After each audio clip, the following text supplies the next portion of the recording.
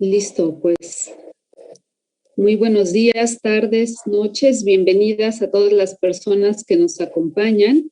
Mencionar que estamos transmitiendo desde el Facebook del Proyecto Regional Fesminismos y también nos encontramos en YouTube, en el canal de FESMEX, que es el canal de la Fundación Friedrich Ebert en México. Muy bienvenidas también las personas que se nos están uniendo aquí adentro del Zoom. Bienvenidas sean todas ustedes. Bueno, pues estamos aquí muy contentas después de varios meses de trabajo y queremos proponer esta conversación sobre uno de los temas que quizá ha estado más en boga ahora durante la pandemia.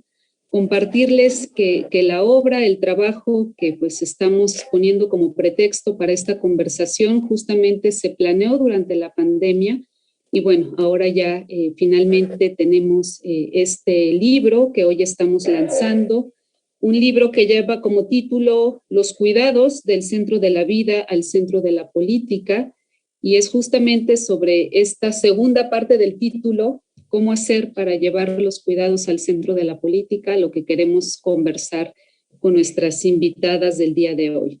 Nuevamente le doy la bienvenida a todas las personas que se conectan también por YouTube. Decirles que en el caso de YouTube hay posibilidad de escuchar la conversación en portugués para nuestra audiencia, sobre todo brasileña. En el caso del Facebook, pues ahí la transmisión es en español. Y quienes están aquí dentro de la sala del Zoom, creo que a estas alturas ya casi todas un poco conocedoras más de esta plataforma. Abajo del lado derecho encuentran el mundito de la interpretación.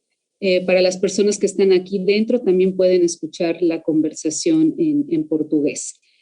Bueno, pues una vez más, bienvenidas a todas las personas que nos acompañan, a nuestras invitadas de lujo que tenemos el día de hoy.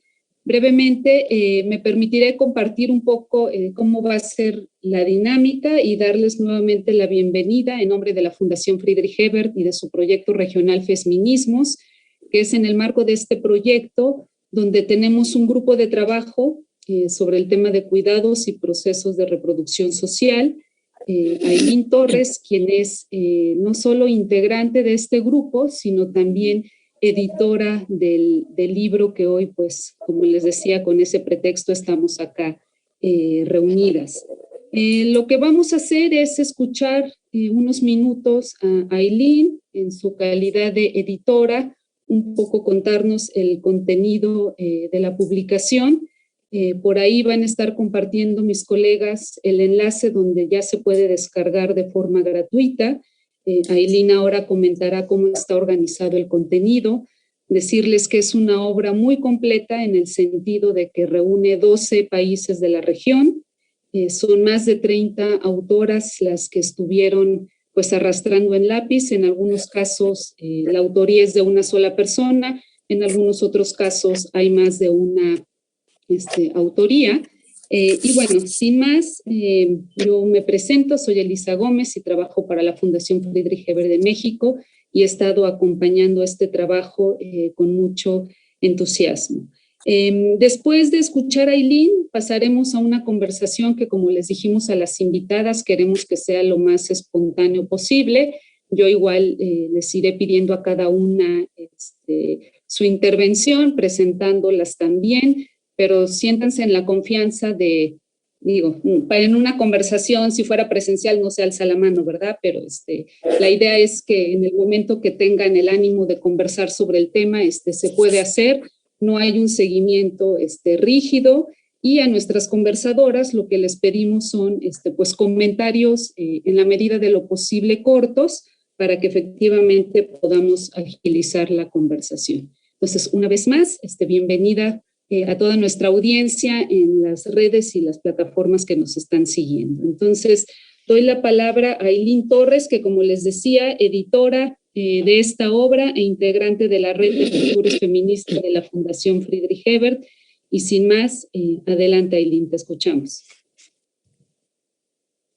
Muchísimas gracias, Elisa, y buenas tardes, noches a quienes nos están acompañando. Qué gusto participar de esta conversación y por supuesto ver el libro en su larguísimo tomo digital y en sus 3 tomos impresos, que recién recibimos la noticia ayer que ya están impresos en Buenos Aires, pues poder compartirlos con ustedes. Más bien, yo tengo muchísimas ganas de participar y escuchar de la conversación que viene después, con lo cual voy a ser súper breve.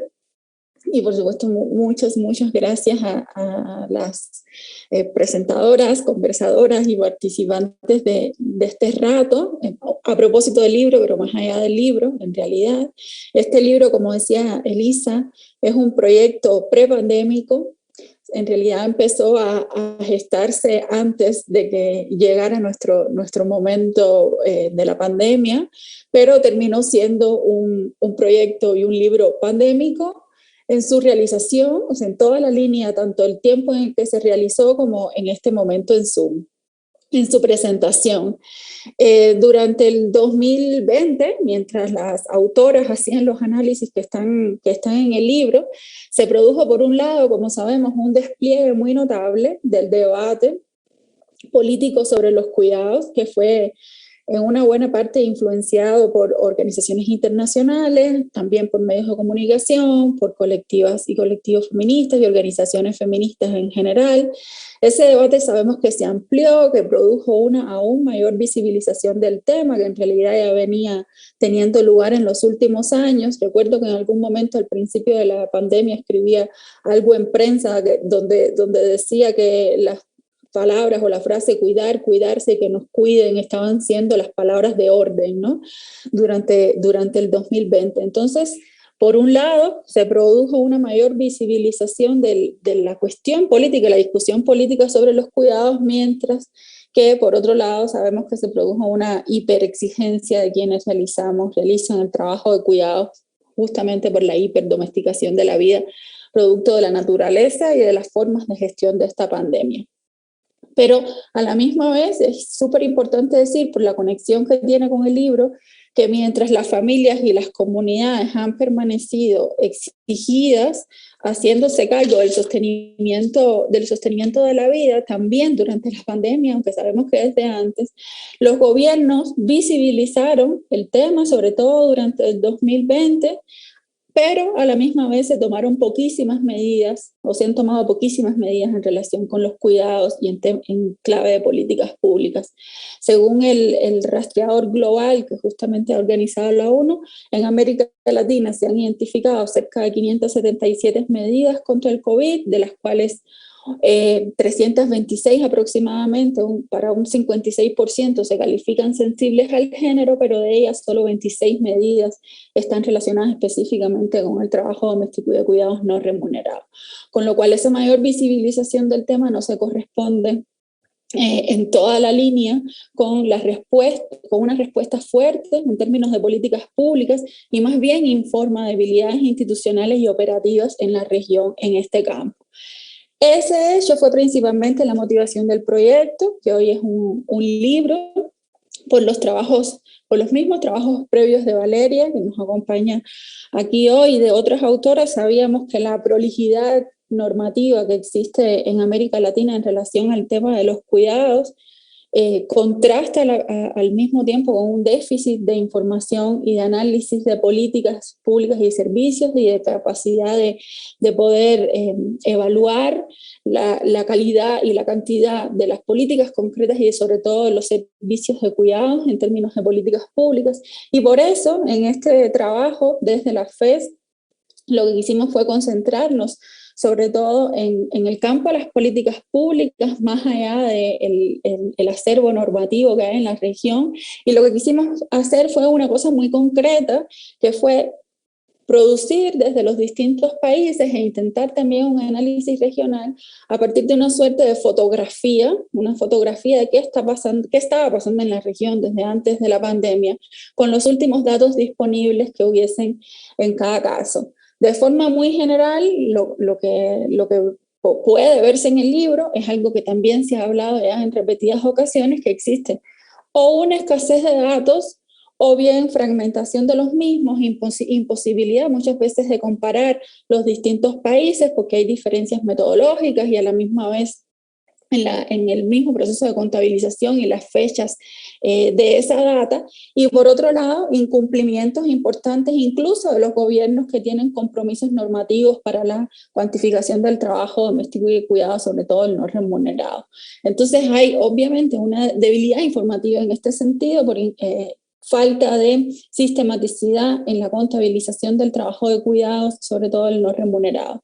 Respecto al trabajo de cuidados remunerado, el trabajo doméstico y de cuidados remunerados, podemos ver, van a poder ver en el libro en todos los países un perfil claro de las personas que lo realizan, principalmente mujeres, que sabemos en una buena parte de los países que además son mujeres racializadas, que muchas veces son migrantes, tanto internas como externas, o sea, se observa un patrón claro en ese perfil de las trabajadoras domésticas, y por otro lado los altísimos grados de informalidad e informalización de ese trabajo. Por otro lado, algo que arroja de forma importante los estudios que intentan en los 12 países seguir aproximadamente los mismos parámetros, tiene que ver con la persistencia en varios países de la región de una discriminación normativa de las trabajadoras del hogar.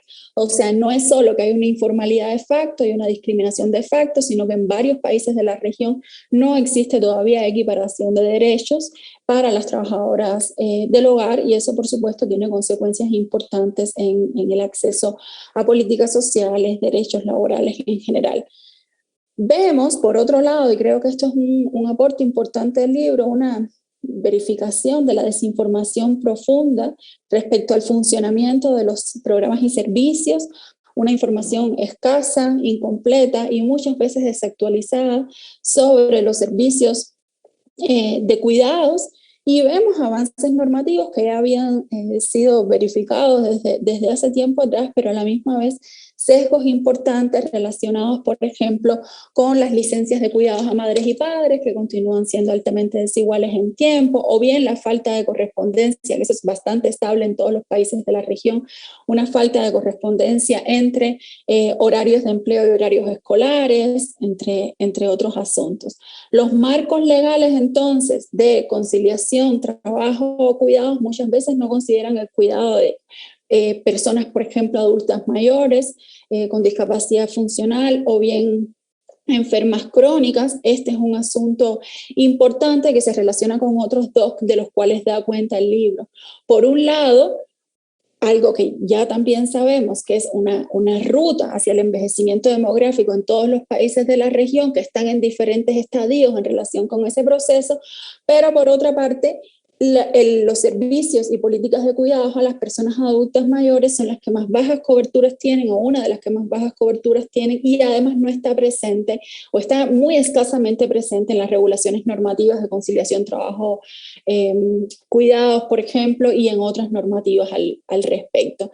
Entonces estamos frente a o sea, sabemos que estamos frente a una crisis de cuidado en América Latina muy relacionada con la crisis estructural de reproducción social que se agrava en la pandemia, y hay un vacío enorme y muy grande en relación, por ejemplo, a las personas adultas mayores, que están muy expresamente vulnerabilizadas y lo estarán aún más, por supuesto con la marca de género que corresponde por las distintas trayectorias laborales de hombres y mujeres. Los estudios que aparecen en el libro pueden verificar a la misma vez una desarticulación muy profunda entre los programas y los servicios, muchas veces focalizados hacia poblaciones concretas y fragmentados con un grandísimo sesgo maternalista. Entonces, lo que se propuso este libro fue poner todo eso en relación para 12 países de la región e intentar un análisis más general a nivel regional, mirando esos 12 países en concreto, y a la misma vez, y con esto termino, hacer 3 cosas adicionales. Por un lado, conectar la discusión sobre los cuidados con otro tipo de discusiones, por ejemplo, empobrecimiento, desigualdades, cambios demográficos y estructura del empleo. O sea, no es una discusión solo sobre cuidados mirado en un sentido estrecho, sino por el contrario, las autoras proponen una mirada amplia a la discusión sobre los cuidados, conectándola con estos otros procesos, estructuras, relaciones, políticas y también dinámicas relacionadas, como decía, con el empobrecimiento, con las desigualdades, con las estructuras de los mercados laborales y con los cambios demográficos. En segundo lugar, los estudios dan cuenta, todos los estudios dan cuenta y visibilizan el peso de los actores políticos que están disputando la política sobre los cuidados. Creo que eso es importante porque no solo es descriptivo o analítico en términos estadísticos, sino que menciona y da cuenta de cuáles son los procesos políticos relacionados con los cuidados en los distintos países. Por ejemplo, el lugar súper importante que han tenido los sindicatos de trabajadoras remuneradas del hogar o de trabajadoras del hogar, que son un actor político clave en la región, y se ve que, por ejemplo, en países donde no hay presencia de sindicatos de trabajadoras del hogar, pues entonces la política sobre los cuidados avanza mucho más lenta, específicamente en relación con este tipo de personas cuidadoras. Y finalmente, todos los estudios permiten avanzar en recomendaciones colegiadas y construidas colectivamente desde la sociedad civil para gobiernos y organismos internacionales relacionados con los cuidados, y con eso termina el capítulo regional. Entonces, con todo esto, lo que hemos querido con el libro, doy por supuesto la bienvenida también a las autoras y autores que están en el libro y que nos están acompañando desde el Zoom o desde el YouTube, en caso que no pudieran conectarse por el Zoom. Es un grandísimo placer poder haber llegado a este día, y ojalá que podamos hacer mucho más con esta obra, que no sea un libro solamente de consulta académica, sino que lo que queremos es justamente dar cuenta de recomendaciones concretas que fueron presentadas desde la FES también al Foro Generación de Igualdad, y que en definitiva permita conectar y llevar los cuidados del centro de la vida, que es de donde están, al centro de la política, que es donde deben estar. Entonces, muchas gracias otra vez. Gracias, Elisa, gracias a las comentadoras, y continuamos la conversación. Muchas gracias, Aylin. Pues nuevamente agradecerte a ti el gran trabajo que hay de ti, de tu mente, de tu pluma en la edición de este libro. Decirles que por ahí va a estar apareciendo el vínculo donde lo pueden descargar en su formato digital. Está organizado en 3 tomos. Lo que hicimos fue organizarlo a partir de subregiones: México, Centroamérica y el Caribe, es uno de los tomos. El otro corresponde a países andinos y uno más sobre países del Cono Sur. No logramos que todos los países de la región estuvieran, pero quizá en un segundo momento podamos añadir a los países que en esta ocasión para esta obra no pudieron estar. Nuevamente aviso a nuestra audiencia de YouTube, incluso a propósito de Aylin, que es cubana.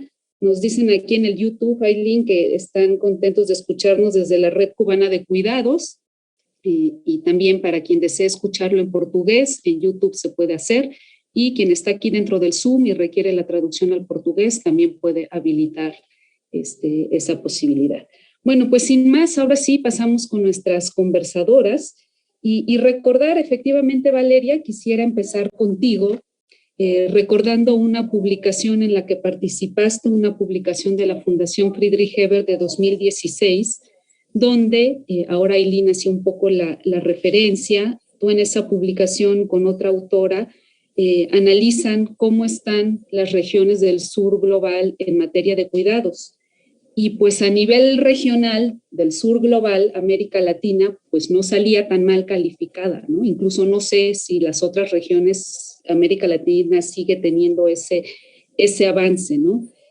A 5 años, 2021, que estamos ahora, pues quisiéramos escucharte de lo que lograste revisar del documento. Digo, creo que aquí muchas de las personas que nos interesa el tema de cuidados te hemos leído en muchas publicaciones, entonces eres gran conocedora y referencia.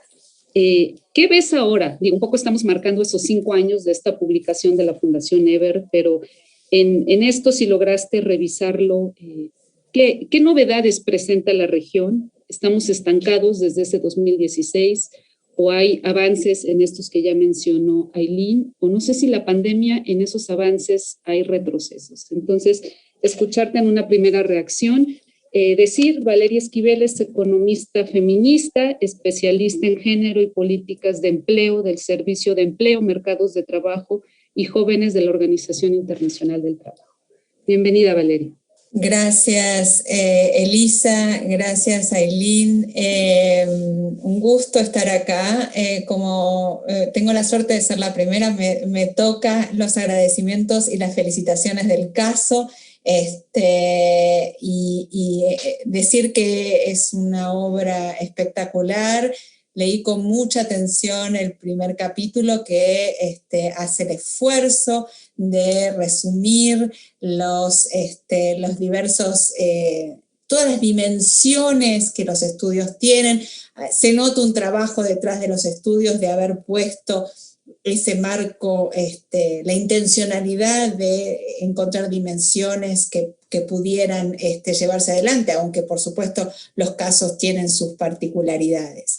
Así que felicitaciones, no es solo una excusa para este conversatorio, es la base para este conversatorio, y la FES ha estado sosteniendo estos debates en la región y a nivel internacional, y había sido muy importante el apoyo de la FES para ese informe en 2016, que luego además se tradujo al español, ¿no? Y también por la FES Centroamérica, y que dio lugar a una mirada que tenía esta dimensión política que Aylin ha rescatado por una parte, y que también y que dio también lugar a la conceptualización, si ustedes quieren, sobre las políticas de cuidado, que está detrás del concepto de organización social del cuidado que anuda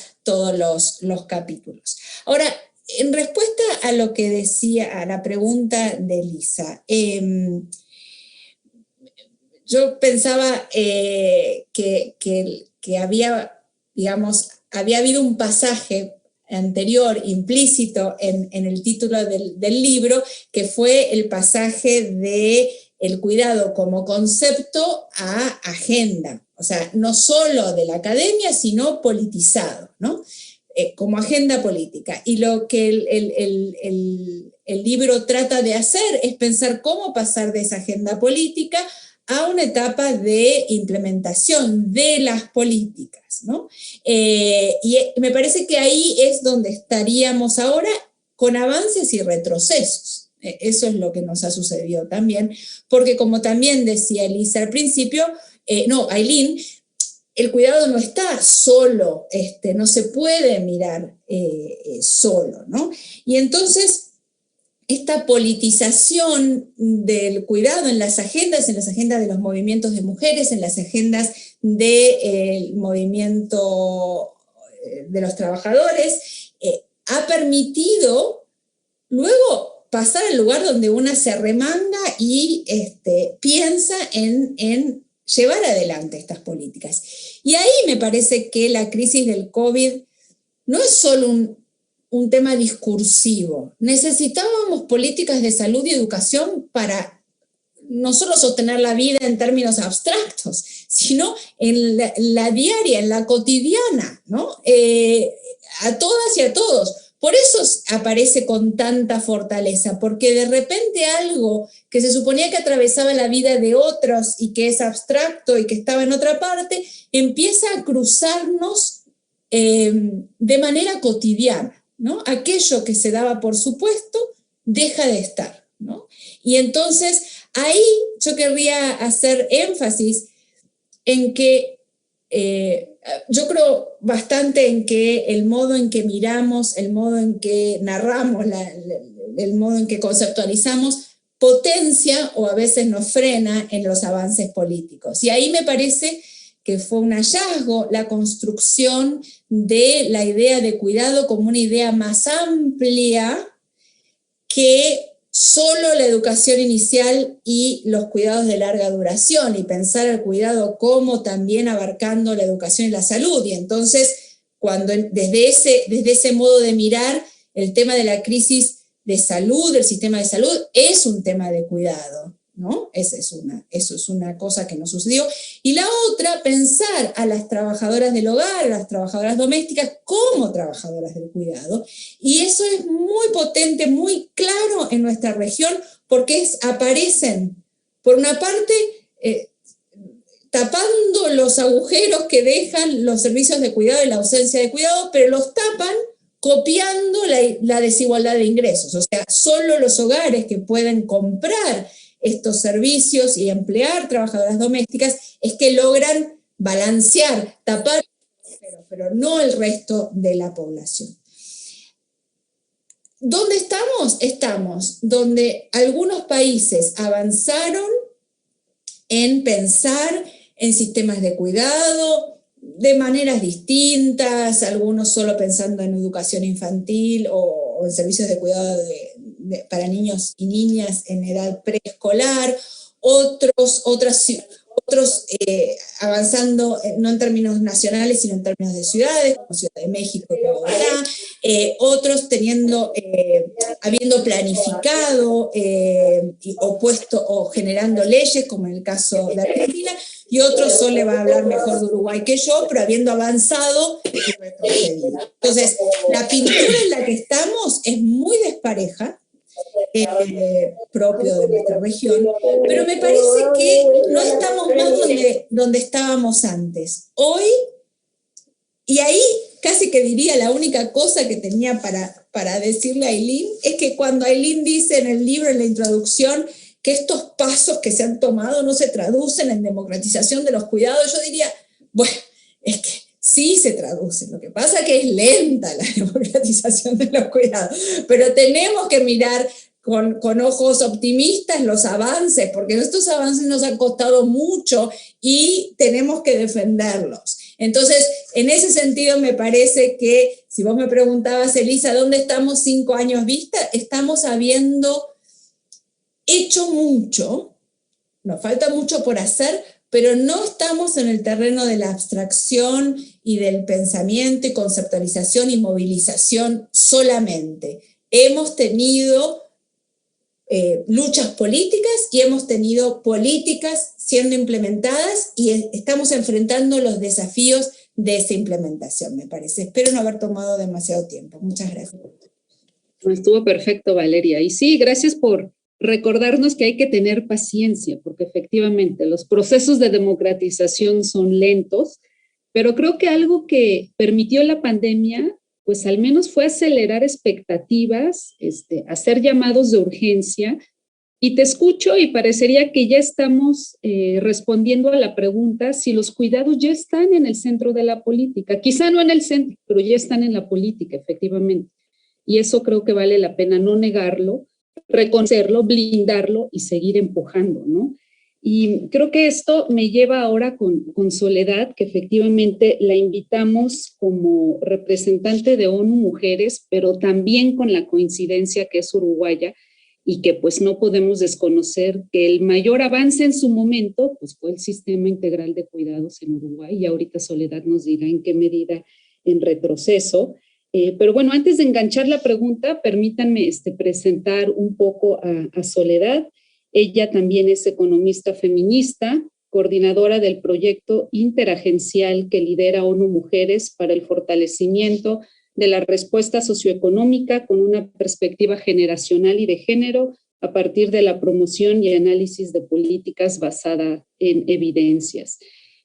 Soledad, ¿tú crees entonces que ya la agenda de cuidados, bueno, ya dijimos, ¿no? Ya podríamos sostener que está ya en la política?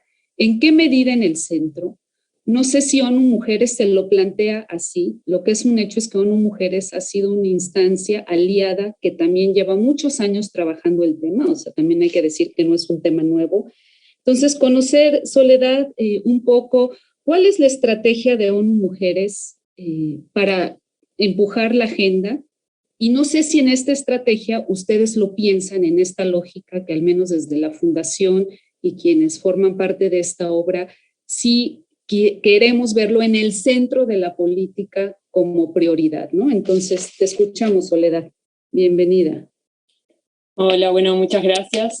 Sí, yo sé que mucha gente en realidad me conoce más por mi rol militante y feminista, pero bueno, ya que tuve la instancia de estar acá, mira, en realidad yo creo que tanto ONU Mujeres, con aliados como OIT, CEPAL, y ahí podríamos decir que en la región han hecho un trabajo muy bueno desde la pandemia, o sea, desde marzo del año pasado, las representantes ahí de CEPAL y de ONU Mujeres en poner el tema en la agenda política, ¿no? En hacer como ese esfuerzo de que esto deje de estar, como dice Valeria, yo creo que ese es el cambio. Yo a veces tengo que escuchar a Valeria para ubicarme dónde estamos, porque ella lo tiene siempre muy clarito.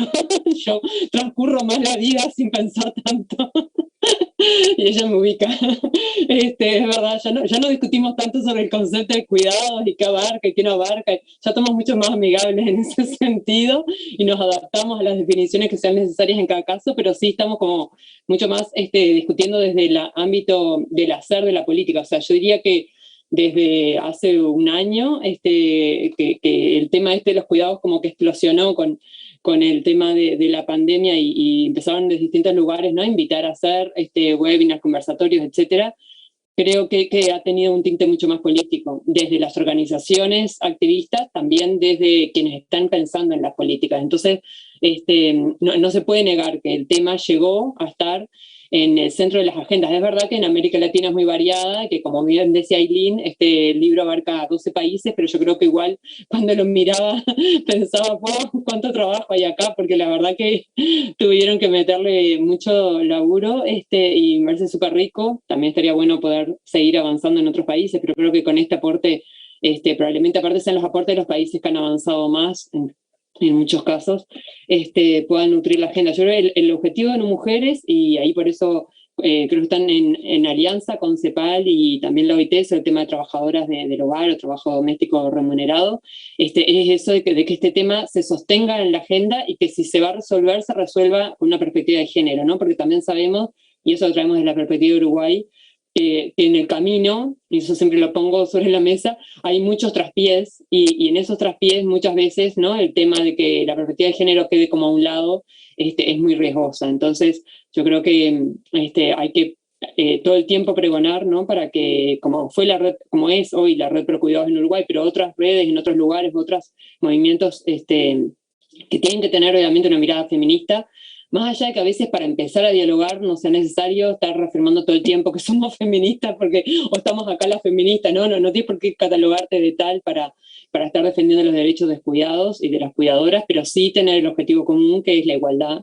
Y creo que, bueno, que ese es el objetivo que le ha puesto también ONU Mujeres. Ahí, bueno, Raquel Coelho, creo que desde el área regional están como con todo el tiempo, ¿no?, también hablando, ¿no?, de los beneficios de la inversión en cuidados, y esto de dejar de hablar de un gasto y de un costo, hablar de una inversión, y también que todavía sigue saliendo a veces los discursos de cuánto cuestan estas políticas. Yo creo que ha estado demostrado que no es tanto, y que a su vez los beneficios, ¿no?, son más, y que de última en la ecuación hay que incluir siempre también el costo de no invertir, ¿no?, que es lo que a veces nos falta incluir. Pero bueno, seguiremos dialogando. Yo creo que hemos avanzado bastante. Muchas gracias, Soledad. A las personas que por el Zoom nos están preguntando sobre la descarga del libro, aquí les estamos colocando el vínculo, y también quizá podemos poner ahí el vínculo del Facebook de Feminismos, donde también se puede encontrar. Voy a aprovechar esto que menciona Soledad, porque una de las preguntas que teníamos acá preparadas es justamente sobre la vinculación de la agenda de cuidados, del enfoque de cuidados con el feminismo, ¿no? Y ahorita esa pelota se la lanzamos a Ana Isabel Arenas, porque la pregunta es esa, ¿no? O sea, claramente la agenda de cuidados, la economía de cuidados, pues es un producto 100% feminista. Y vemos, o no sé qué tanto de estos avances que ya un poco se están aquí mencionando, pues tienen que tener ese baño feminista, si no cumplen lo que se pretende, ¿no? Que es finalmente erradicar las desigualdades, pues no solo de género, ¿no? Porque creo que ahí sí coincido con lo que dice Soledad, y creo que por ahí iba tu comentario, Soledad, de que, y creo que también es un avance. Hablar de cuidados no es hablar solo de la agenda de las mujeres, ¿no?, sino lo que implicaría realmente colocarlos al centro para toda la sociedad. Entonces, con esto me voy a permitir pasar con Ana Isabel Arenas, también economista y activista feminista. Entonces, pues, insisto, no podemos dejar de reconocer la raíz de la agenda de los cuidados. Ana Isabel es integrante de la Mesa de Economía Feminista de Bogotá y también de la Mesa Interseccional de Economía del Cuidado, también de Bogotá. Yo voy a aprovechar entonces, Ana Isabel, para hacerte dos preguntas sobre esto que decíamos, ¿no? O sea, ¿en qué medida esto tiene que estar bañado de feminismo? Si no lograría objeto, como lo estamos entendiendo, al menos las mujeres que estamos aquí en esta sala de Zoom, y también un poco para pasar de esta escala regional, incluso global, realmente a la implementación a nivel local, ¿no? Que creo que lo que se ha avanzado en Bogotá, pues sería un ejemplo, ¿no? De esta articulación entre lo nacional, regional con lo local, para no reproducir esto que ya mencionaba, ¿no? Que a lo mejor sí hay políticas de cuidados en muchos de nuestros países, pero que no propiamente están diseñadas con un enfoque de cuidados y que terminan, creo que una característica de América Latina en general de sus políticas sociales, fragmentadas, focalizadas, permítanme añadirles ahí, con un cariz clientelar. Entonces, ¿cómo evitar eso? Y si el antídoto en este caso, pues sería imprimirle el enfoque feminista. Adelante, Ana Isabel. Bueno, mucho gusto. Un saludo, un reconocimiento al trabajo que ustedes han hecho. Me uno a mis colegas anteriores, a quienes ya saludé con todo cariño. A ver, aquí hay, sí, yo quiero leer una frase del libro con lo que quiero iniciar esto. Perdón, es que me salió un letrero. Que dice, las economistas feministas son pioneras en la construcción de un pensamiento crítico e innovador acerca de un orden económico y social posneoliberal y pospatriarcal. Con esto, aquí estamos recogiendo lo que ha hecho la economía feminista. Nosotras estamos aquí, feminista, yo soy feminista de vieja data, me estoy acercando a ser economista feminista, todavía soy economista activista feminista, ahí me falta un poquito, pero ahí vamos. Pero realmente es desde la economía feminista que se ha logrado llegar a lo que estamos haciendo hoy en esto, que es una práctica de reconocimiento, que es una práctica de política pública feminista. Entonces, lo que yo quiero decir es que la economía feminista es el marco grande en el que estamos.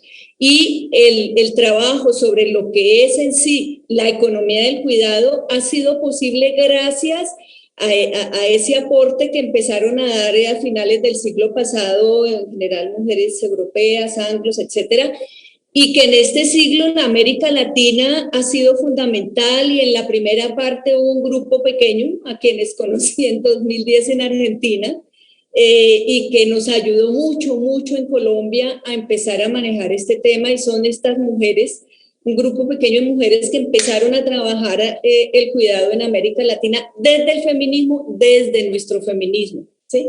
Como dice Valeria, el norte hacía la teoría y el sur los casos. Hoy en día creo que se está demostrando que ha habido, en eso hemos avanzado. Entonces yo diría que realmente es absolutamente el enfoque feminista.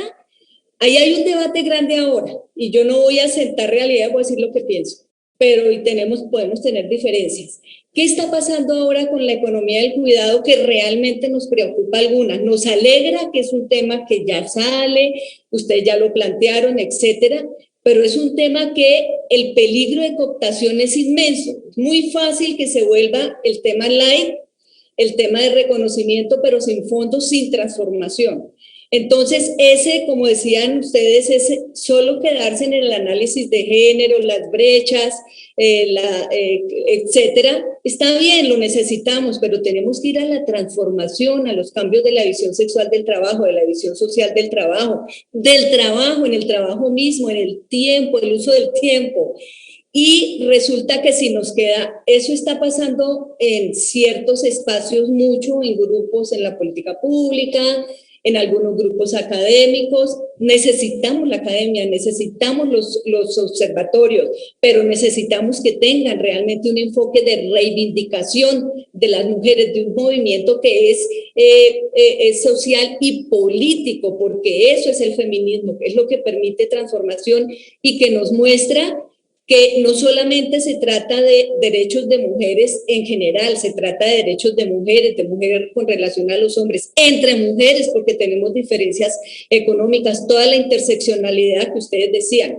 Entonces, hoy en día, digamos, eso se está mirando de algunos lados, pero también se está tomando mucho de lo que se está haciendo. Entonces, una mirada feminista permite centrarse en derechos y mirar esos derechos de las mujeres y mirar la historia de las mujeres y entender que los sistemas de cuidado no son para las mujeres, porque digan, no, pongamos lavadoras para que se les facilite el trabajo a las mujeres. No, es para que se facilite el trabajo en la sociedad, que puede ser hecho por mujeres o por hombres. Entonces, estar insistiendo en esto es duro. Entonces, ¿qué hemos visto, qué hemos observado en la práctica? Porque tenemos, como ustedes saben, unas mesas en Colombia que están trabajando esto. Primero, lo que se ha demostrado es la ineficiencia, la falta de voluntad realmente de este gobierno. Llevamos 6 años, ya vamos a cumplir 7, hablando de política pública nacional de cuidado. En el periodo 2014-2018 se dijo que se hacían las bases. El gobierno anterior dejó unas bases que, bueno, este gobierno podía mejorar y todavía están haciendo las bases. Realmente va a ser una palabra que yo creo que todas van a entender, es sinvergüenza. Realmente no tienen vergüenza. Entonces, eso es algo que ya... de pronto vamos a empezar una campaña de denuncia de todas maneras respecto a que no se ha avanzado. La verdad, todavía no tenemos un documento de política pública, 6 años. Y es distinto a Uruguay, es que Uruguay fue el primero, Uruguay se tomó sus años porque fue el primero cuando esto casi no se hablaba. Hoy tenemos rutas con un reconocimiento al cuidado, con unos procesos que se sabe, un marco de economía feminista, tenemos la CENUT, tenemos legislación, tenemos criterios de análisis de esa organización social del cuidado que queremos transformar. ¿Qué ha pasado en lo territorial? Resulta que lo territorial le está ganando lo nacional. Nosotros tenemos en el Plan Nacional de Desarrollo una parte específica sobre los cuidados y unos compromisos de gobierno que ya va a cumplir su periodo el año entrante y no los ha cumplido. Pero en lo territorial, la alcaldía de Bogotá se comprometió, gracias a unas mujeres feministas que estuvieron detrás ahí gestionando en el proceso de la alcaldía a personas que venían inclusive del tema, como Diana Parra, Ángela María Robledo, que entró también a gestionar con la alcaldía, etcétera. Y se logró que Bogotá pusiera como uno de los centros de los ejes de trabajo el cuidado. Bogotá ha hecho un avance inmenso. Hay una compañera que algunas de ustedes decían, Natalia Moreno, viene haciendo un trabajo maravilloso desde el feminismo, digamos, en lo que es este trabajo. Otras mujeres, Ana María, que es una joven de la Mesa de Economía Feminista, está trabajando también en algunos aspectos, varias. Paola García, que es una persona que viene desde el inicio, está trabajando en la parte presupuestal, es decir, si se me pasa alguna, no me vayan a colgar, chicas, pero es que, bueno, por esto no tengo el listado aquí, pero entonces se viene haciendo un trabajo valioso. También desde las mesas de Economía Feminista y del Cuidado, hemos apoyado procesos para que en otras 3 ciudades haya políticas públicas de cuidado, pero lo que les decimos a las regiones es, si usted no tiene política territorial de cuidado, no se preocupe, la nacional es ley y es para todo el país, así que se puede agarrar de ahí, no hay problema. Entonces, listo, las que tienen, ¿qué es lo valioso de lo territorial? Entendiendo que Bogotá es territorio, ¿sí? Bogotá está en Bogotá, que es la capital, pero es territorio.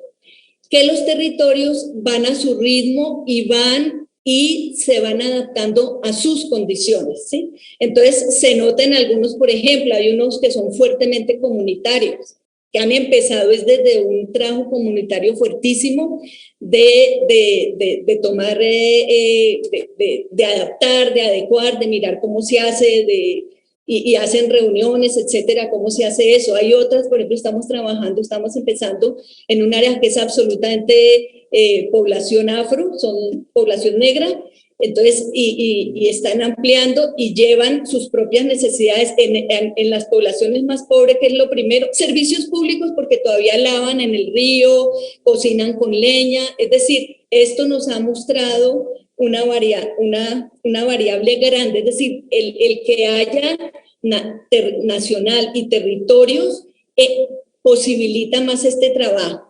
Entonces, bueno, estoy resumiendo mucho, pero de todas maneras yo quiero dejar planteados un par de desafíos que de pronto nos preocupan, y es ¿Cómo vamos a trabajar con el sector empresarial? Eso es difícil, pues, porque es que si estamos planteando que el trabajo de cuidado debe ir acompañado de un programa público de mercado laboral de trabajo, ¿qué pasa ahí con quienes atienden los hogares infantiles o las casas los sitios de lactancia, etcétera? Entonces ahí se dan esos debates. Ya en la práctica ustedes saben muy bien que surgen todos estos debates. El otro debate grande que hay en Colombia y eso lo tocó un poco a María Ángeles en su intervención que hizo en el Congreso de la IAFE, y es el trabajo de cuidado no remunerado y el trabajo de cuidado remunerado. Es decir, y el trabajo doméstico de cuidado y el trabajo de atención a personas de cuidado. Normalmente se dice trabajo doméstico y de cuidado. Un grupo y una tendencia en Colombia tratamos de evitar eso, porque eso nos ha hecho, en cierto sentido, ha dado tendencias. Porque el trabajo doméstico es un trabajo de cuidado, el no remunerado es un trabajo de cuidado. En Colombia ocupa cerca del 70% del tiempo de las mujeres, aunque hoy se cruza y hace traslapes con la comida para atención a personas, etcétera, pero es alto y, como decía María Ángeles, sigue siendo alto en todo el mundo, aún en los países de mayor industrialización. Entonces ahí tenemos que afinar esa parte, porque mandamos un mensaje de que el trabajo doméstico no es de cuidado, sino el otro, el de atención a personas. Parece bobo, pero es que ya nos han pasado varias cuestiones de estas. Ese es uno de los puntos que queremos trabajar más a fondo. Lo de la oferta y demanda también es que es más fácil trabajar, digamos, el remunerado porque está registrado, hay datos, el DANE ha hecho un buen trabajo, digamos, en Colombia, ustedes saben, inclusive, yo creo que es la única institución que ha cumplido realmente lo que está pactado en la ley, y eso también hay que reconocerlo. O sea que tenemos buenas bases para el remunerado. El no remunerado es más difícil y ese es el que necesitamos darle mucha fuerza. Entonces, digamos, estos son puntos que nos preocupan un poquito, lo que les decía de la cooptación del tema, que nos ha pasado, y yo creo que a todas nos ha pasado, de mirar ahora que sí, el Estado, como decían varias de ustedes, en los análisis que se hace de todo lo que ha pasado ahora con la pandemia, se dice que las mujeres, ellas están haciendo un trabajo inmenso en el hogar, tal cosa, pero no hay políticas públicas, no hay acciones concretas que se estén realizando. Nosotras hicimos un análisis con Alma Espino en el caso de Colombia, hasta julio del año pasado, que se hablaba y no había acciones, y ahora apenas empiezan a haber unas acciones como más concretas, pero aún muy reducidas. Entonces todo esto nos lleva a estar muy pilas y volviendo a la pregunta inicial, a que una mirada feminista es quizá lo que más permitiría, sin garantizar, porque es muy difícil garantizar, que realmente estamos llegando al núcleo del problema, a las mujeres, a una sociedad de verdad que respete los derechos de las mujeres, que incluya los derechos de las mujeres y de las mujeres con mayores necesidades, que son las que a veces se nos quedan en el tintero. Bueno, yo dejo hasta ahí. Tendría mucho más, pero no quiero tomar más tiempo, me da pena. Sí, perfecto, Ana Isabel. Y antes de pasar con Carmen Cruz, quisiera darle la palabra a Valeria, que quiere hacer un comentario sobre también este proceso de conceptualización, pero creo que está bueno antes de que Carmen intervenga. Adelante, Valeria. No, solo decir que yo entiendo, Ana Isabel, lo que decís. Lo que pasa es que cuando empezamos a hablar de trabajo doméstico y de cuidado no remunerado, tengo dos historias y se van a conectar con lo que con Carmen también. ¿Por qué insistimos en trabajo doméstico y cuidado no remunerado? Porque en el norte se hablaba de trabajo de cuidados no incluyendo el trabajo doméstico. Entonces, todo el énfasis estaba puesto en lo relacional, en el cuidado de personas, como si lo doméstico y la domesticidad ¿no? pudiera separarse, y entonces bañar a una bebé fuera trabajo de cuidado, pero cocinarle la comida a la bebé o lavar el lugar donde está la bebé no lo fuera. Por eso la insistencia de trabajo doméstico y de cuidados no remunerados. Hay que decir también que, y eso así está formulado en los Objetivos de Desarrollo Sustentable, y yo creo que fue una ganancia desde el sur hablar así. Ahora, de manera muy interesante, y me gustaría escuchar qué piensa Carmen, cuando desde la OIT hablamos con los sindicatos, con la Federación Internacional de Trabajadoras y Trabajadoras Domésticas, interesante, yo decía trabajo doméstico y de cuidados no remunerado, y ellas escuchaban trabajadoras domésticas, cuidados no remunerados. Decían, ¿por qué los mezclan? ¿No? El I, ¿no? Trabajo doméstico y de cuidado. Ella decía trabajo doméstico y de cuidado no remunerado, ¿no? Y por eso optamos por hablar de trabajo de cuidado en el marco de la OIT de esta manera amplia, ¿no? Como que dimos la vuelta y volvimos. Yo sigo creyendo que cuando se habla de trabajo de cuidado solamente, se pierde esta dimensión que es muy importante, y por eso dejar el doméstico ahí me parece importante. Pero como todos estos conceptos, yo creo que la vara para medirlos es su potencialidad, su poder político. En el momento en que no nos sirva más y algún otro nos sirva más en términos de cambio transformador, no tengo problema en ir hacia ellos. Y de nuevo, es la potencialidad política la que nos hizo darle esa vuelta conceptual. Pero digo, me gustaba eso, meter ese bocadillo. Gracias. Sí, gracias, Valeria. Pues sí, ahora podemos escuchar a Carmen lo que piensa al respecto. Bienvenida, Carmen. Déjame presentarte.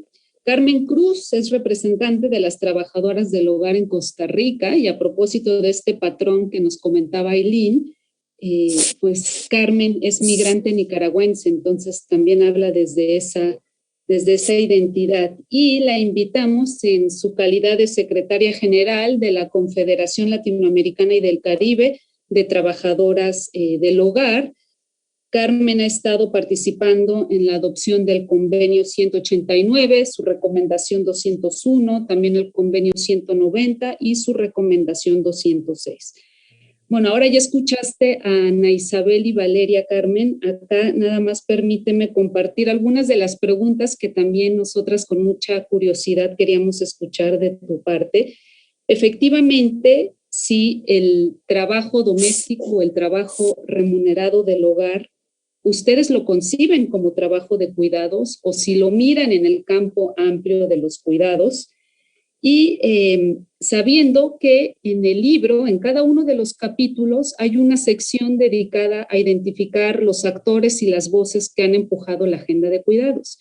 Y prácticamente en los 12 capítulos se habla del movimiento de las trabajadoras del hogar, en algunos países con un grado de sindicalización mayor que en otro, pero finalmente están identificadas como actoras sociopolíticas, que su demanda es clara, la ampliación de los derechos laborales, y que creo que nos vuelve a meter a este debate académico y práctico muy rico sobre, pues, en qué medida los cuidados son un trabajo o reconocido como trabajo, y las dificultades de regular el trabajo de cuidados, ¿no? Entonces, bueno, con esto yo te doy la palabra y la bienvenida, Carmen. Adelante. Bueno, muchísimas gracias. Buenos días para mí todavía no son buenas tardes, pero ya casi. Buenas tardes y buenas noches para otras compañeras que estén en otro sector. Pues la verdad es que nosotras como trabajadoras domésticas o trabajadoras del hogar, como llamamos en diferentes sectores, muchas veces se nos contrata como para hacer el oficio de la casa como trabajadora doméstica, pero cuando ya estamos en el hogar donde vamos a trabajar, ahí sí ya se nos acumulan el cuido de niños, cuido de adultos mayores, hasta cuido de mascotas. Entonces, a nosotras estamos más bien en la lucha de que se pueda categorizar de lo que sea trabajo doméstico, que sea únicamente trabajo doméstico, que no incluya donde yo voy a ir a tener cuidados a personas, cuidados especiales, porque muchas veces, digamos, en algunos países, pues tenemos las diferentes categorías de que sí el trabajo doméstico únicamente es lo que conlleva en el oficio de un hogar, pero aparte es el cuido.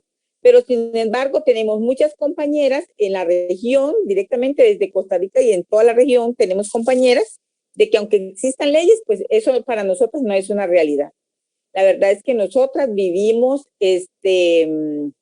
dentro de los hogares, ya vivimos otra realidad y vivimos, tenemos compañeras trabajadoras domésticas remuneradas que sí están haciendo el trabajo de cuido, y nosotros decimos, ¿quién cuida a quien cuida a un adulto mayor que tiene que levantarlo, tiene que bañarlo, tiene que pasarlo a una silla de rueda y todo eso?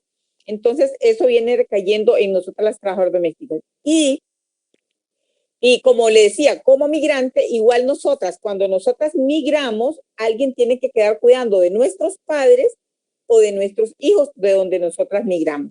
Entonces, también esto viene siendo en el cuidado no remunerado, como veníamos diciendo, porque en otras palabras, muchas veces migramos a otro país para acomodarnos un poco en nuestra economía familiar, pero sin embargo, nosotras esto lo venimos recalcando en otras personas, bien sea mi mamá cuidando de mis hijos o mis hermanas o mis hijos cuidando de mi mamá. Entonces, estos cuidados igual son los cuidados no remunerados, porque digamos, si yo viajé para acá, pero no voy a pagarle a esa persona para que cuide a mi mamá, porque de hecho puede ser la mamá de mi otra hermana, y únicamente lo que estamos buscando es como económicamente para subsistir. Entonces, esto es lo que nosotros estamos tratando. Y en Costa Rica, precisamente, tenemos una comisión, hemos formado una comisión donde hemos invitado, digamos, estamos trabajando con el INAMU, el Ministerio del Trabajo, Caja Costarricense del Seguro Social, OIT, porque estamos tratando de conformar una cooperativa que sea el INAMU, que esas son políticas, digamos, como para poder reactivar el empleo, y formar una cooperativa. El INAMU, el Instituto Nacional de la Mujer, se va a encargar de capacitar un grupo de compañeras para poder buscar empleo para las compañeras, ya con una, digamos, categorizadas, que no va a ir a trabajo doméstico, sino para cuidado de adulto mayor, a ver cómo nos va, porque entonces ya no va a ser lo mismo de que yo, Carmen, voy a ir a trabajar a ganar 200,000 colones como trabajadora doméstica, pero voy a ir a cuidar a un adulto mayor porque no tengo un título que me haga constar, una constancia que me haga contar que yo tengo cierto conocimiento, a que yo ya tenga un certificado donde me certifica de que yo sí tengo conocimiento para el cuidado de un adulto mayor y pueda cobrar como tal. Entonces, y según nosotros estamos comenzando esto y según cómo nos va, de hecho lo venimos hablando en los sindicatos de Latinoamérica, y poder pedirle a los gobiernos que nos den este tipo de apoyo para poder nosotros, porque este sería como una salida a esta pandemia, que tenemos tantísimas compañeras que se quedaron sin empleo y no han podido volver a encontrar un trabajo. Entonces, la economía, si yo quedo en una casa, se dice que no trabajo, pero no es que no trabajo, es que no gano. Pero yo en mi casa, por ejemplo, yo cuido a mis hijos para que vayan a clases, ya cuando ellos son adultos, ellos van a trabajar a una oficina o donde tengan que ir a trabajar, pero esto yo ya no recibí salario, pero sí pude sacar a estas personas profesionales adelante para que estas personas ayuden a la economía del país.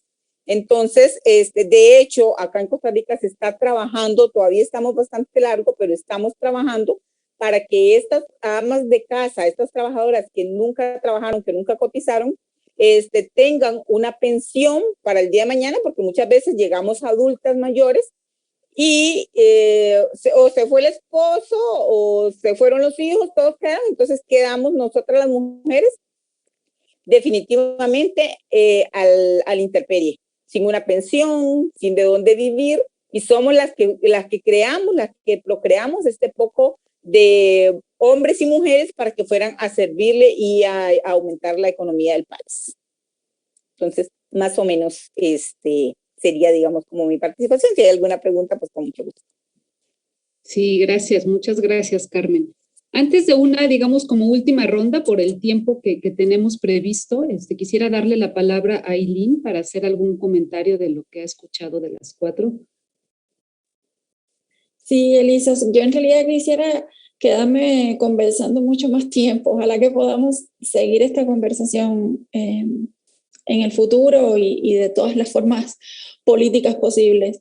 En efecto, con lo que decía Valeria al principio, esta cosa de que la democratización es lenta, ¿no? Y que sabemos cuánto esfuerzo ha costado a personas concretas, a colectivos, a voceros y voceras políticas también de colocar esta discusión en el centro de los espacios políticos también en su diversidad, y no pensemos solamente en los espacios políticos institucionales. O sea, no, cuando hablamos de política no solamente nos referimos a los espacios políticos institucionales, y eso es una clave importante para avanzar en la discusión y en la conversación ciudadana también sobre los cuidados. El impacto que eso ha tenido en políticas públicas concretas creo que también es un tema a discutir y que es muy variable en la región. Nos encontramos países donde en efecto se ha avanzado más en términos de programas, políticas y servicios, aún con este sesgo importante que hemos hablado varias de fragmentación, muchas veces focalización, con visos asistencialistas o bien sumamente maternalistas. O sea, sabemos que esos son sesgos de peso, tanto en la normativa como en las políticas y servicios, pero por otro lado sí es cierto que ha habido un avance.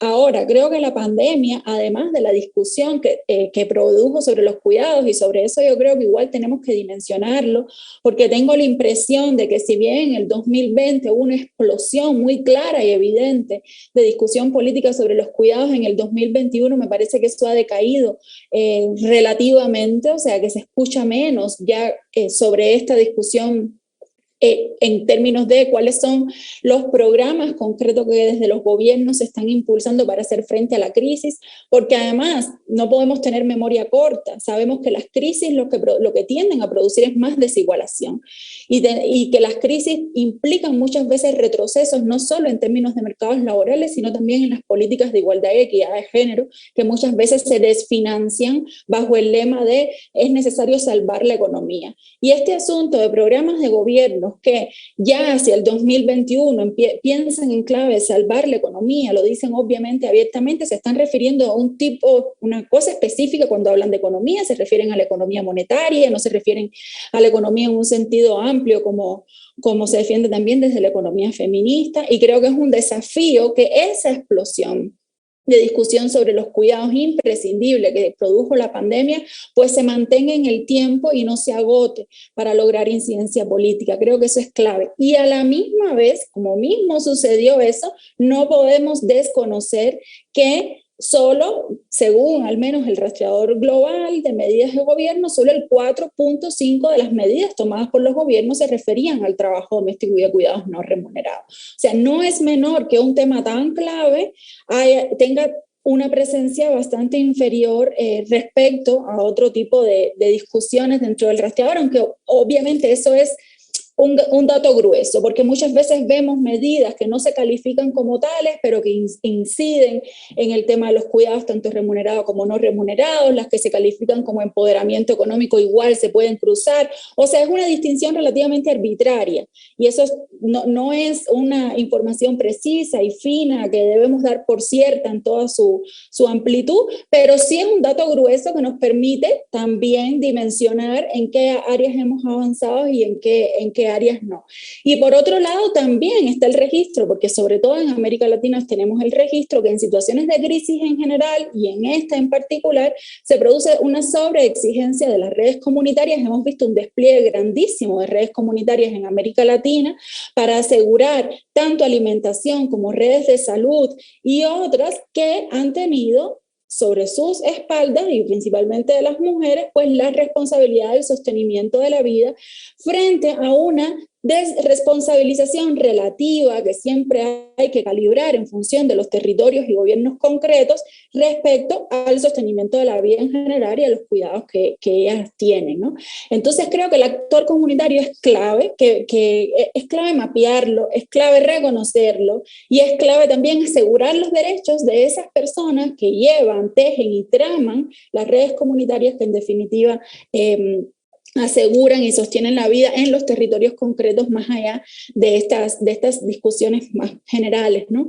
Y lo otro que quería comentar muy rápidamente es que en esta discusión que nosotras lo tenemos claro, pero que es importante seguirlo repitiendo, creo yo, en todos los espacios posibles de incidencia política, es la forma en que los cuidados, en la forma en que se organizan los cuidados y el sostenimiento de la vida es un marcador importante de desigualdad entre las mujeres.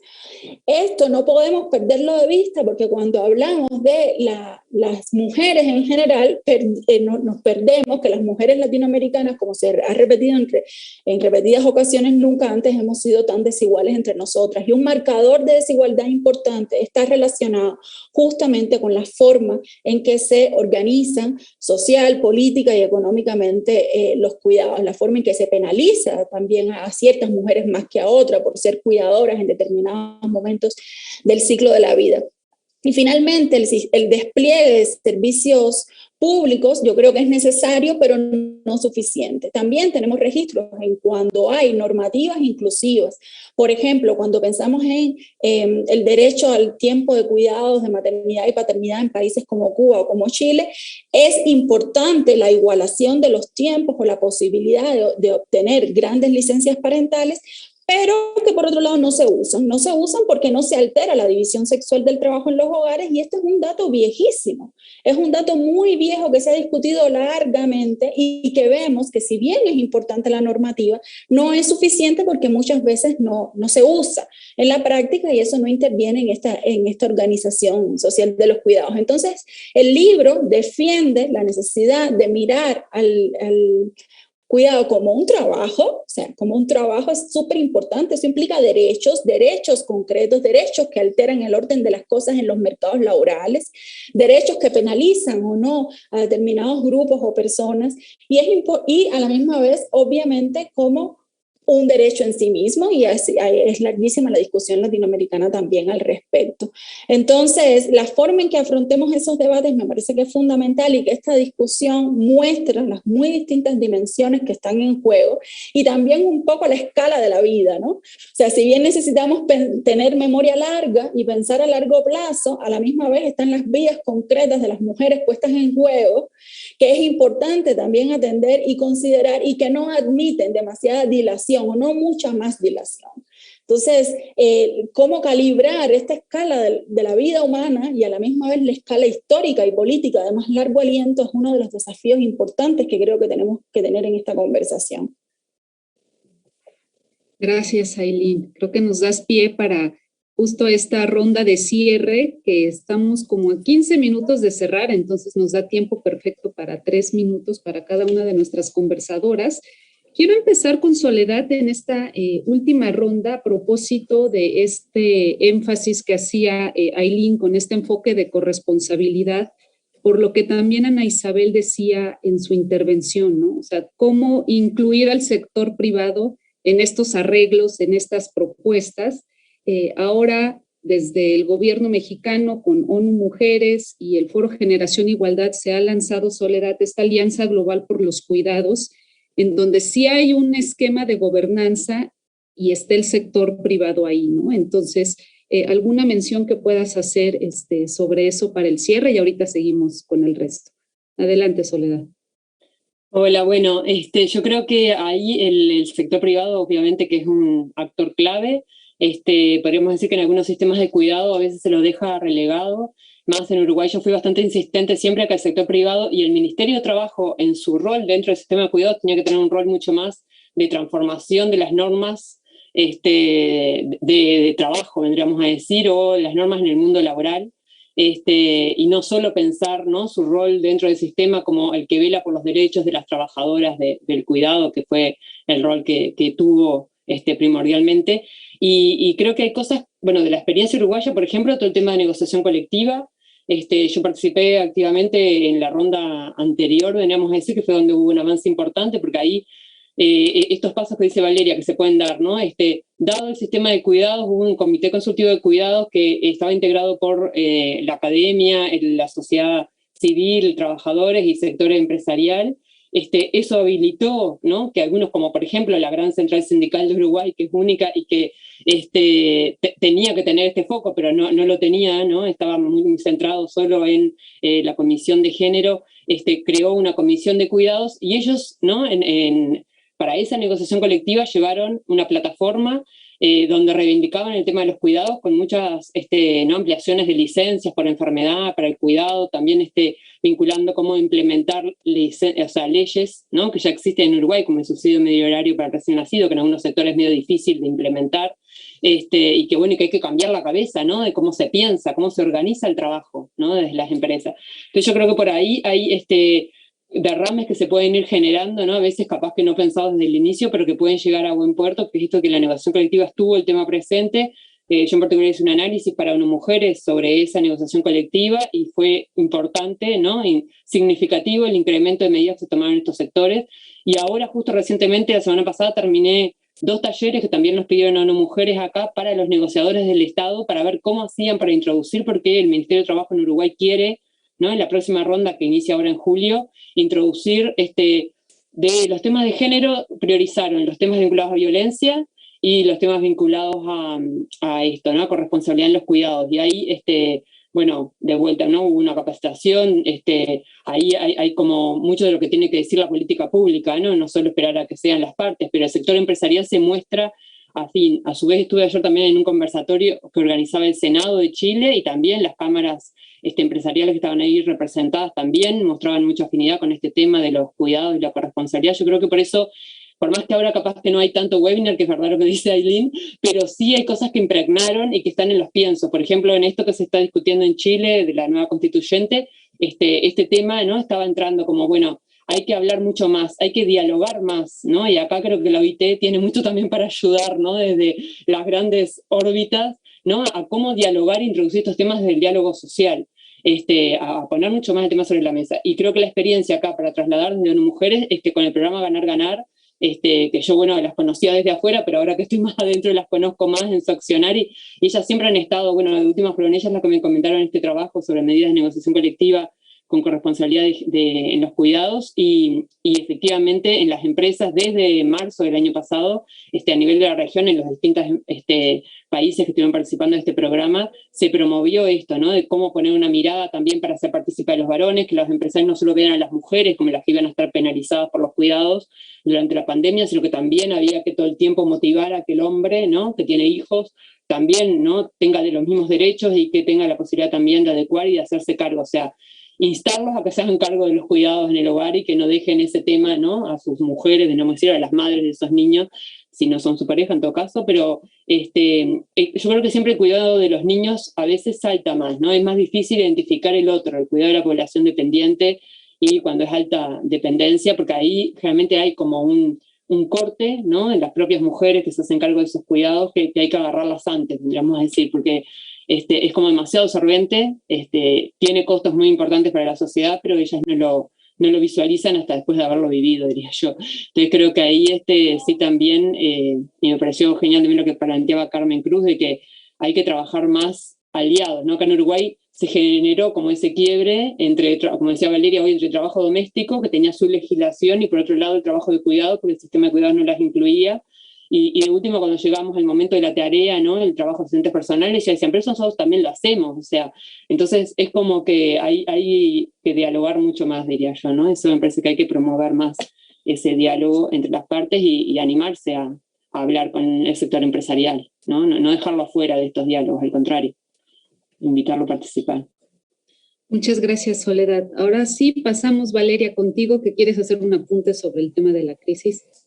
Sí, solo antes de pasar a algo que mencionó Aileen, sin dudas para la OIT, y aquí me pongo el diálogo social es clave, y ha sido clave como parte de la implementación del convenio 189, y es clave en avanzar en sistemas de cuidado que no pierdan de vista las condiciones de trabajo de las y los trabajadores del cuidado, en particular porque me parece que es muy poderosa la idea de que la única manera de tener, que el piso para tener servicios de cuidado de calidad es trabajo del cuidado de calidad.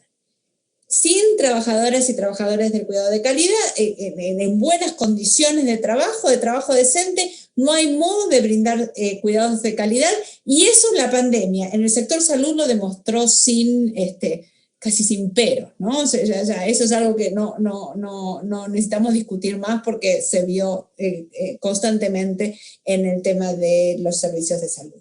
Lo que quería era volver a algo que dijo Aileen, porque me parece que hay un riesgo y una potencialidad en el contexto actual para ubicar los cuidados en el marco de esta crisis económica en el sentido tradicional del término, ¿no? Y ahí, en algunos debates que hemos tenido la semana pasada en la Conferencia Internacional de Economía Feminista, a mí me parece que tenemos que tener una mirada dinámica, no solo de foto, y a sabiendas de todas las cosas que están mal, pero también dinámica en el sentido de que esta crisis tiene condiciones particulares, no es una crisis como cualquier otra, tal vez tenga las cosas, como todas las crisis, y eso lo sabemos y ya se dijo antes, son desigualadoras, pero en esta crisis hay dimensiones específicas sobre el mercado de trabajo de mujeres, que ahora les voy a mencionar, y dimensiones específicas que podrían habilitar una conversación sobre el cuidado más desde la economía tradicional. Y en este sentido, hay que decir dos cosas. Primero, que las crisis tradicionales, las crisis económicas, sean por comercio o sean financieras, típicamente le pegaban primero a los sectores más masculinizados. Después, cuando se generalizaba la crisis y cae el PIB, le pegaba a los sectores de servicios donde están más las mujeres, y en la tercera vuelta nos pegaba a todos, pero sobre todo a las mujeres, cuando venía el ajuste fiscal, y en ese ajuste se contraían los servicios de cuidado en particular y las políticas sociales en general. Esta crisis le pega a las mujeres en la primera vuelta, porque le pega a los servicios, y en los servicios estamos las mujeres. También le pega a ciertos sectores industriales, pero le pega primero a los servicios en la primera vuelta. En la segunda vuelta pega otra vez a servicios más sofisticados, y lo que tenemos que evitar es que en esta tercera vuelta ocurra el ajuste y ocurra que no se financien los servicios de cuidado. Y en ese sentido, ahí traemos esta idea, que hace rato que estamos trabajando, pero que me parece que es muy potente, de que las inversiones en los servicios de cuidado son una de las políticas para salir de la crisis. Por supuesto que creemos en esas inversiones y que esas inversiones van a generar empleo de calidad, también en términos de justicia distributiva y también de manera feminista. Pero no necesitamos batir el parche con eso con cierta gente. Y entonces, el argumento de que las inversiones en sistemas de cuidado generan más empleo, y generan empleo de calidad para las mujeres y también para los varones con sus impactos indirectos, es muy importante, me parece a mí, y ahí hay acuerdo desde las funcionarias de política pública hasta las agencias de Naciones Unidas, no solo porque lo hemos demostrado en términos de números, y ahí el informe de la OIT de 2018, traducido en 2019, sobre el trabajo de cuidados y los trabajadores de cuidado por un futuro por trabajo decente, ahí lo que demostramos es que esta es una política, la política de inversión de servicios de cuidado es una política que también es económica. Y entonces argumentar desde ahí con los hacedores de política, es decir, las inversiones en la economía del cuidado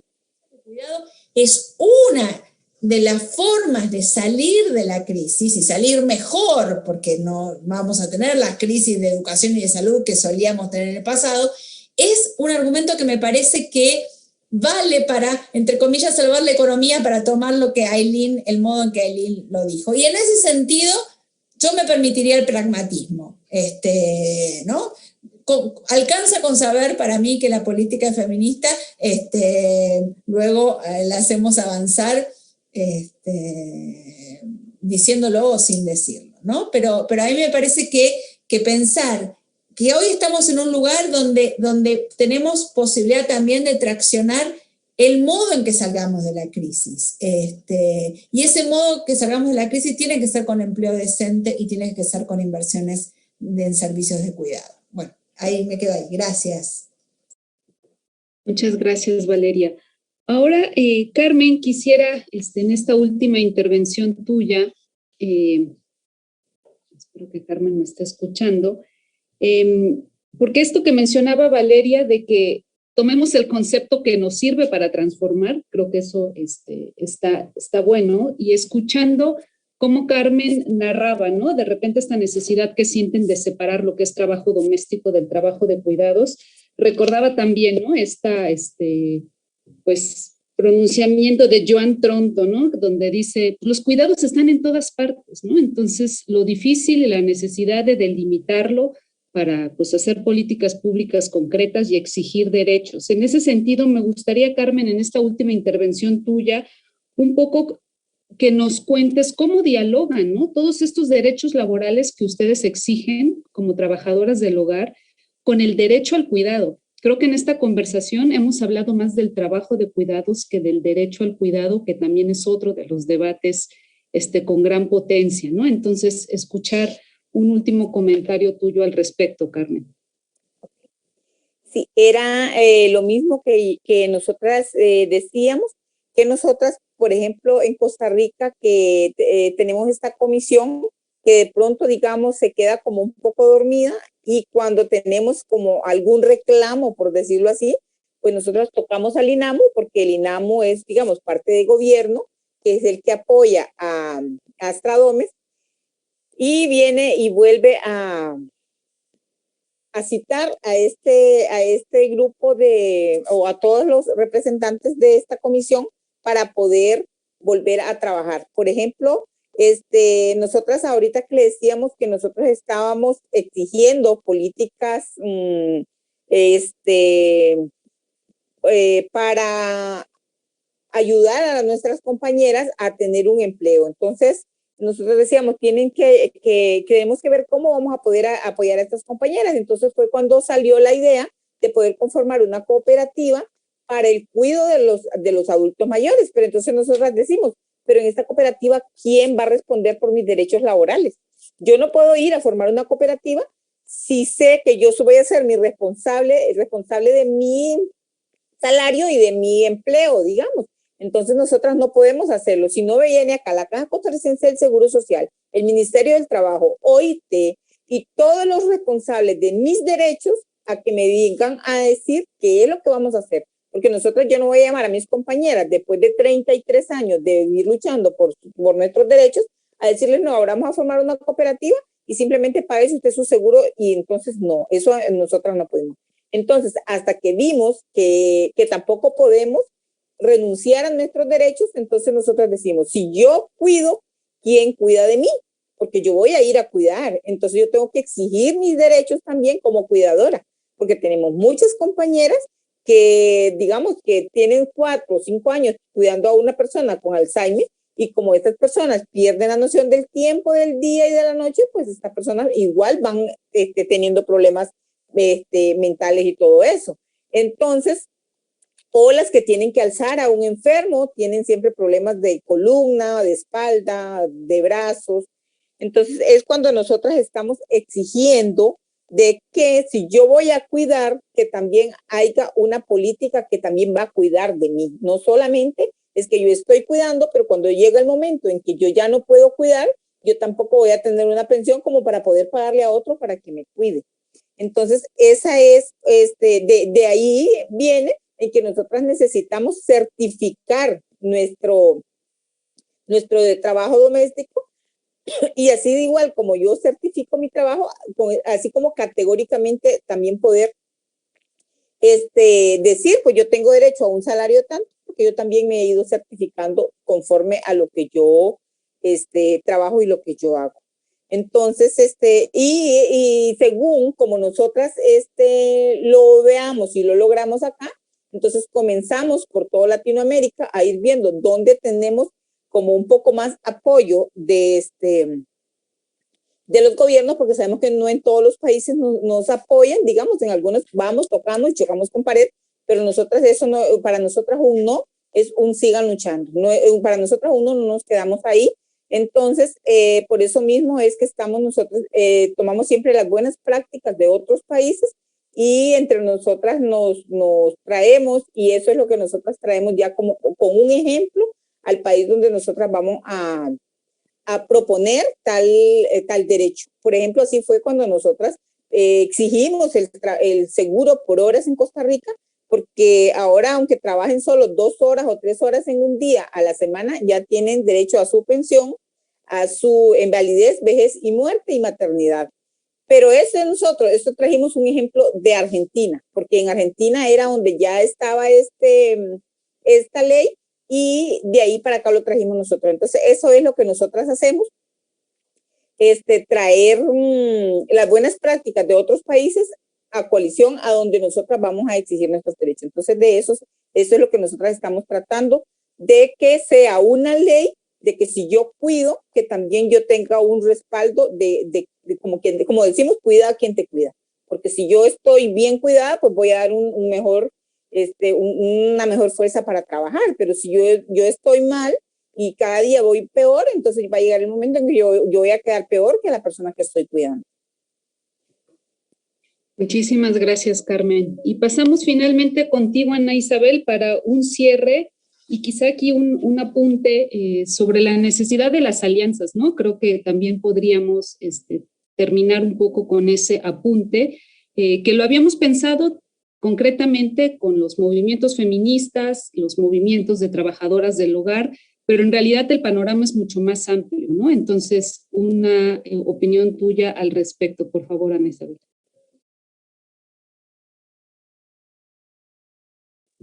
Está tu micrófono apagado. Bueno, gracias. La voy a enmarcar en lo que es el libro, digamos, que es una propuesta sobre la economía del cuidado como derecho y como trabajo. Entonces, en ese sentido, las alianzas son centrales, es decir, las políticas públicas gubernamentales son necesarias, conocer la oferta y demanda, la reglamentación, que haya realmente recursos, un plan de empleo público, la economía social y solidaria. Y cuidado con la privatización. En Colombia ya estamos viendo que hay tendencias de privatización del cuidado peligrosísimas. Bueno, ese es otro tema que podríamos hablar, pero que descentran lo que estamos planteando, lo vuelven un comercio más y punto. Entonces, en ese sentido, tener mucho cuidado en esas políticas públicas de realmente si se van a tocar esto que queremos, que dejen de ser familistas, patriarcales, mercantilistas, y ahí es donde entra la importancia de las alianzas en general, de toda la movilización con la sociedad civil, con las organizaciones comunitarias, porque los sistemas de cuidado tienen que ser territorios en territorio, de acuerdo con cada territorio. Eso es posible hacerlo.